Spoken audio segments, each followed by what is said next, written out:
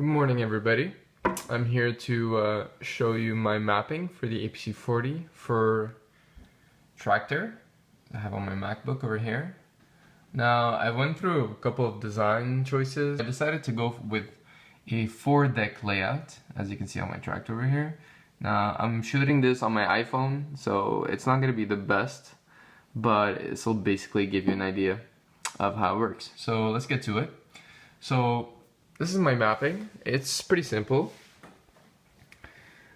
These are the controls for the 4 decks. I have them divided in 4 columns. So I have A, C, B, and D. So that A and C, wait, I can't see it yet. A and C like this are on one side, and then the B and D are on this side, and then the crossfader kind of moves between them, A, C, B, D. And so let's basically load up a few tracks and then we'll see how it goes. So let's go back to the screen. And so here I have my 4 decks, A, C, B, and D. I have my mixer, I have my crossfade, I have everything set up, and the effects are not really shown because I don't have enough screen real estate, but there's a way to get around that. I'll show you guys in a little bit. So first, on the mapping, I have this little bank select. I have it for my tree and list selection. And so basically I click on down or up. This controls the up and down for the list, and this controls the up and down for the tree. Now, I already have it on a folder that I'm happy with, so let's just go. So when I click on the button, supposedly something should happen.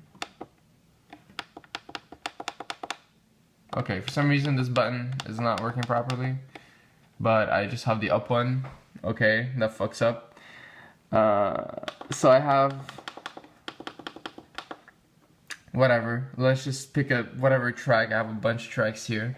Now, to load a track into deck A, B, C, or D, what I have to do is I go on this side over here, and then I have these load buttons. So I have load A, load C, load B, load D. So let's load A. We'll see that load into A, and then the browser closes automatically as soon as you load the track. So let's go up and then track. So when you click on the button, the browser goes up. You can see your tracks, and then let's load it into deck C. Oh wait, that's into deck C.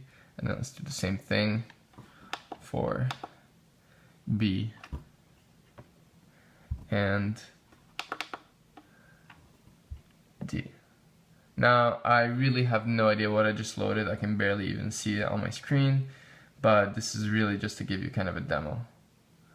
So let's go to the controls. So like I said, we have columns of 2 like this for each control.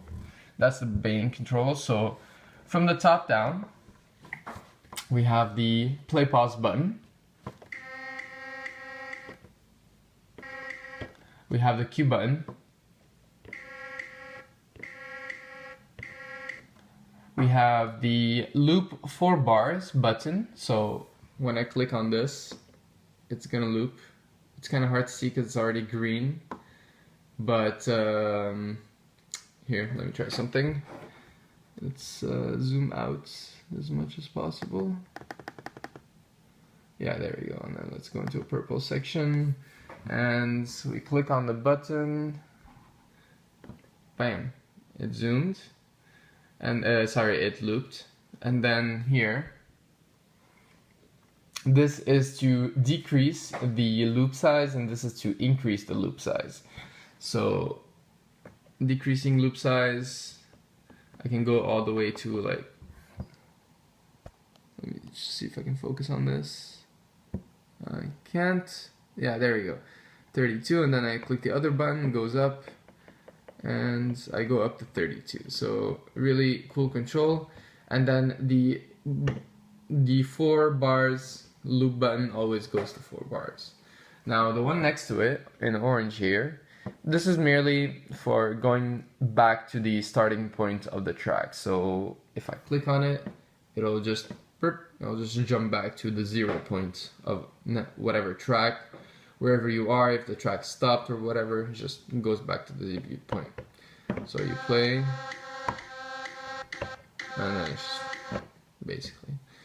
So yeah, that's it. Now for hot cues, I only made 1, 2, 3, 4 because I don't have enough space, and I might later make a bank for the 5, 6, 7, 8, 5, 6, 7, 8 buttons.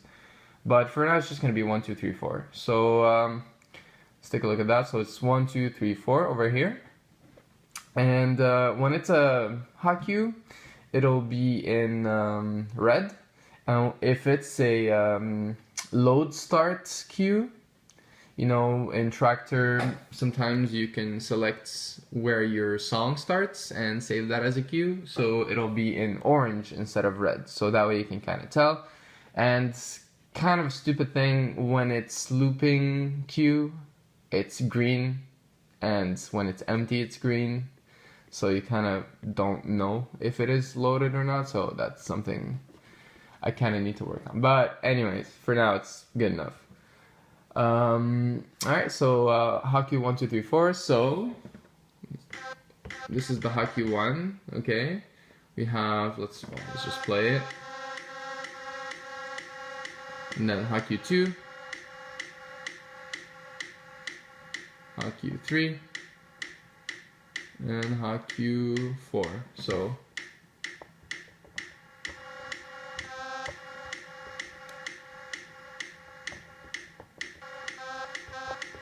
there you go, you get the idea. So now, let's say we want to delete these hot cues. What we're gonna do is, we're gonna, well, let me turn this off. We're gonna click on the shift, click and hold the shift, and click on the hot cue. That way it'll delete it. But seeing as I'm filming with one hand and showing the controls with the other hand, that'll be virtually impossible to use. So let's just take my word for it. Now, it's the same thing for each deck. So once I've explained this, and I just did, same applies to the rest of them. And we explained the load buttons. These two buttons that are not lighted up are meaningless. I have yet to decide what to use them for. I could technically maybe use them for snap or quantize or something global, but so far nothing is decided yet. So now moving on to the bottom row over here. That one I have it divided into two sections, like this, a section of 4 and another section of 4. The first section of 4 is the track A, C, B, D for the monitor cue. So if I click on it, like this, it shows me that track A is cued, and then I turn on or off, and same thing for the other tracks. I have all the other tracks over here.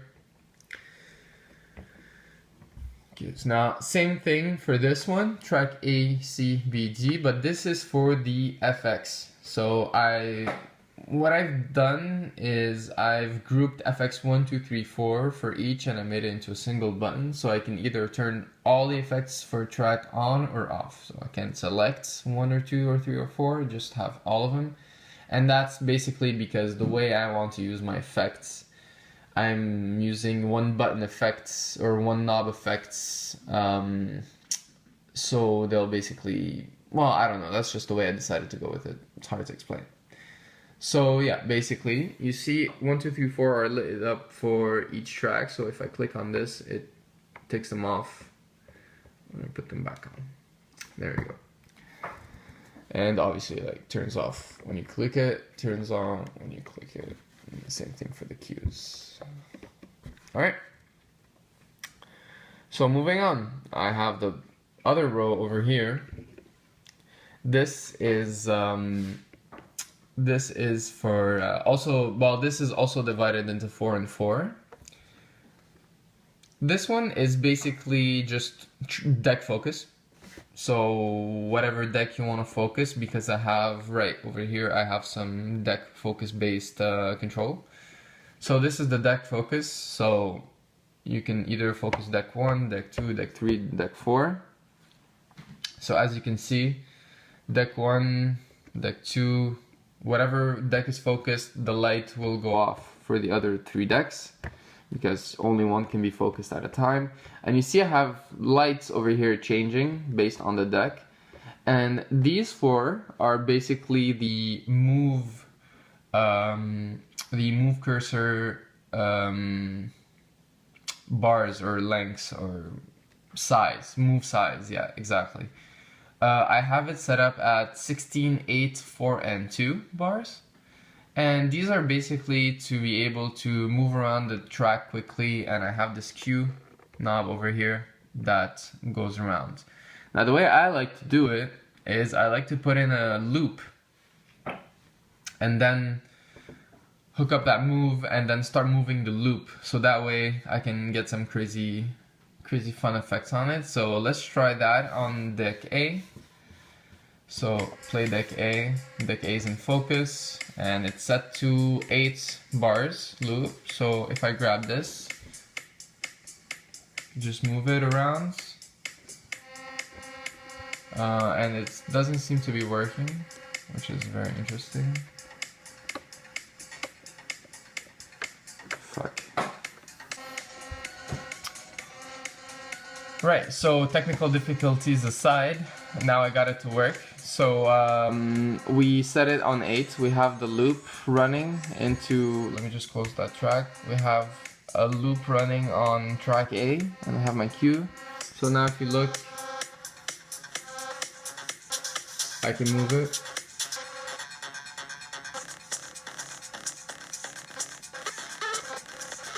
What I like to do is basically just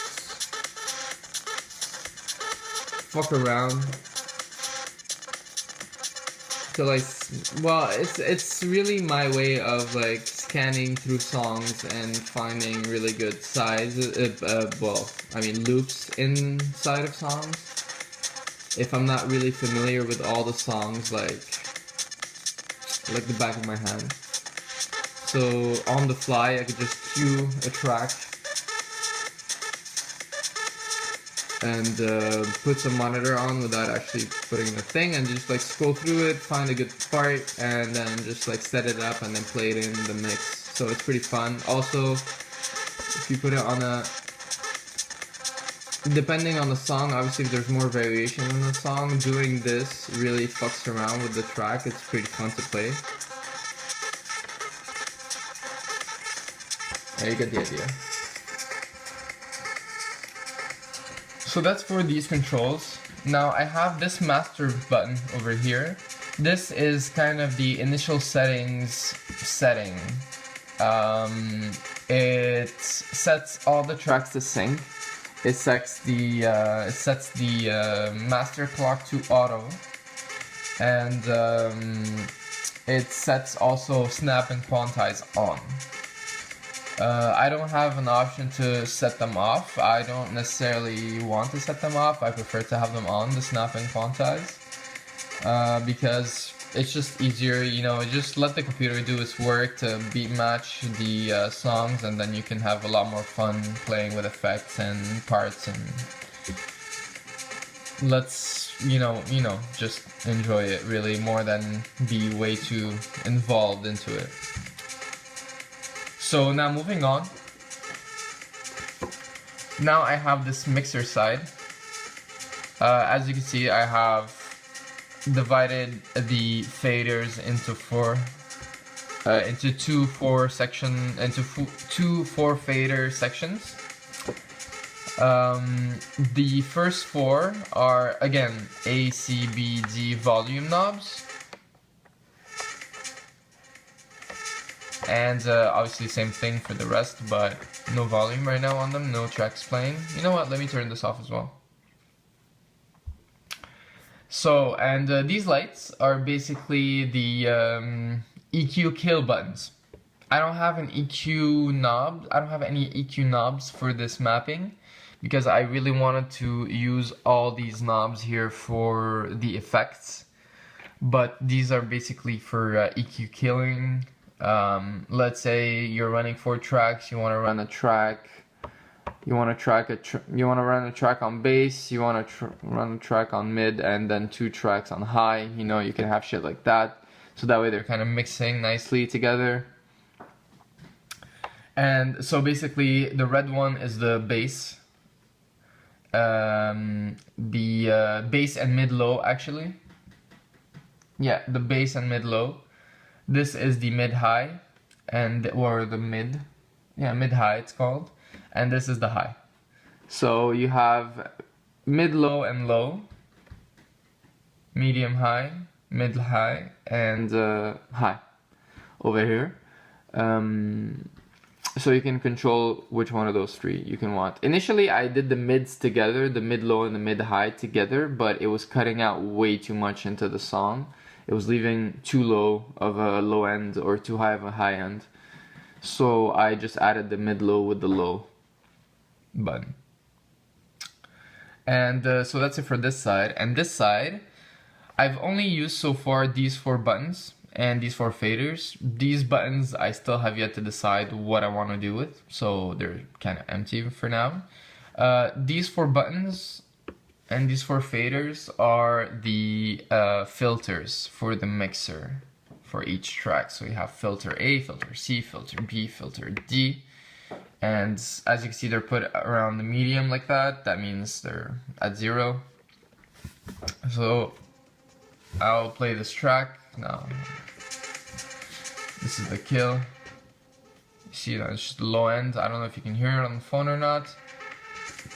There you go. Now for the filter. Now this is set on. When it's lit up, that means it's on. Now it's off, so I can fuck around with it however I want. But if I turn it on,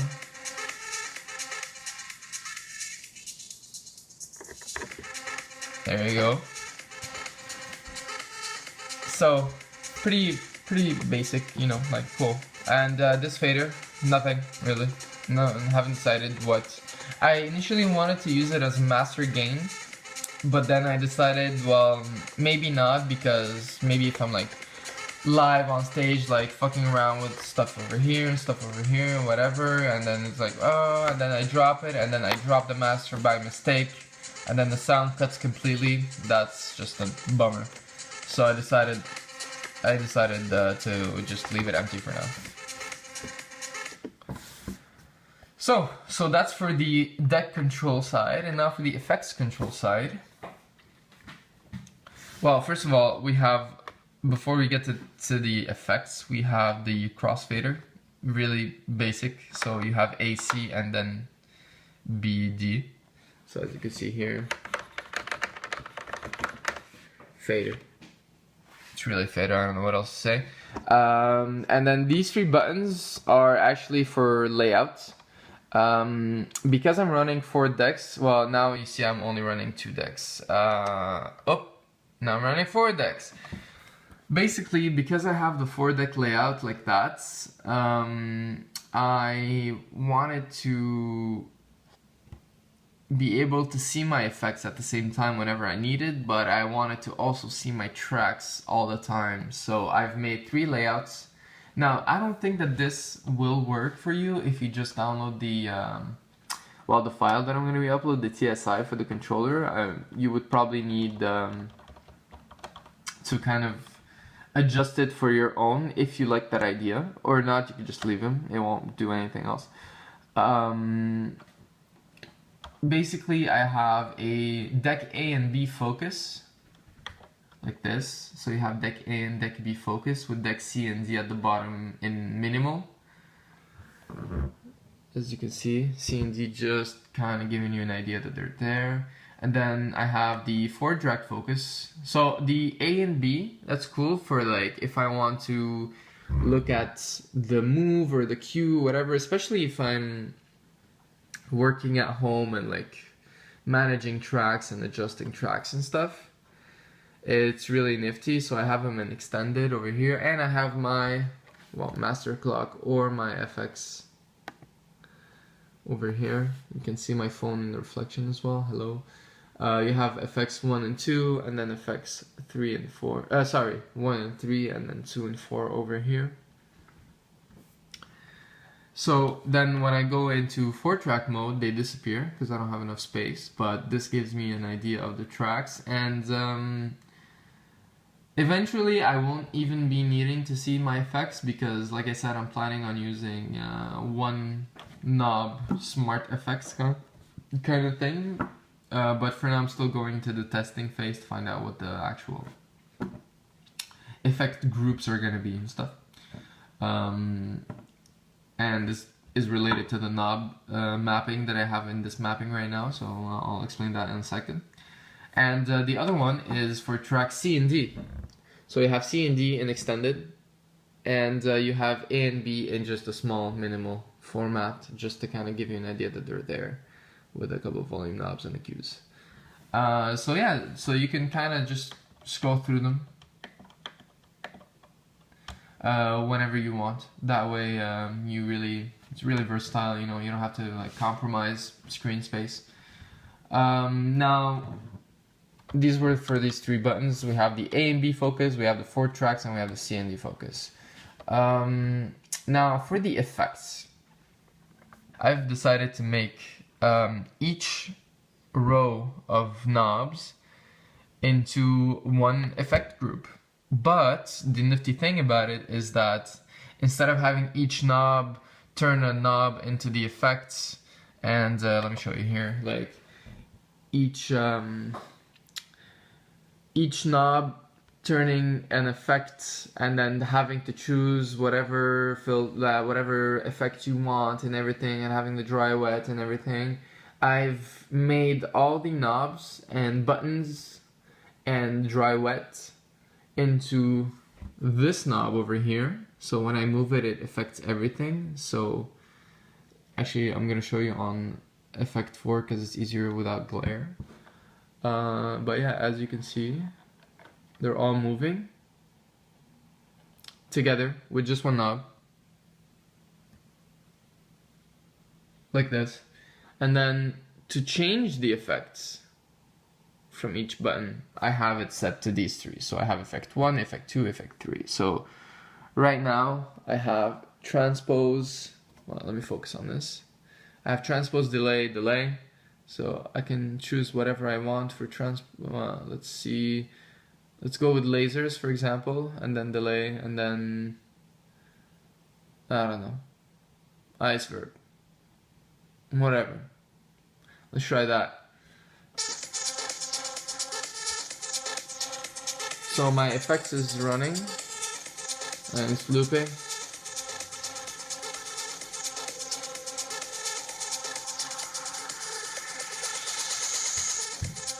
There you go. So it's really nifty. It's a nice way to actually learn different effect combinations and see how they affect the song and everything. And through that, I'm going to be deciding what my favorite ones. This one was actually pretty nice. I'm gonna keep that in mind.